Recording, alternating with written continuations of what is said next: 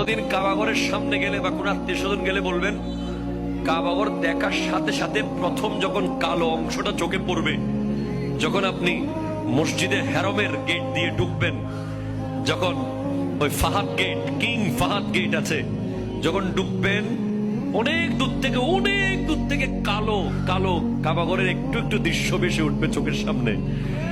তখন দোয়াটা করবেন, কি দোয়া করবেন কয়টা? যখন কয়টা? একটা দোয়াই কবুল হবে দেখার সাথে সাথে।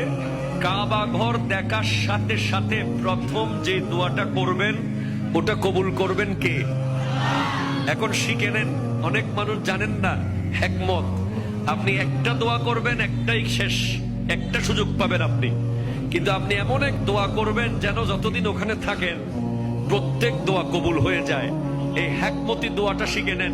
আপনি বলবেন, আল্লাহ আমি 10, 12, 15 যতদিন এখানে থাকবো, যতগুলো দোয়া করব সব কবুল করে নিয়েন। দোয়া করছেন কয়টা? পাবেন কয়টা?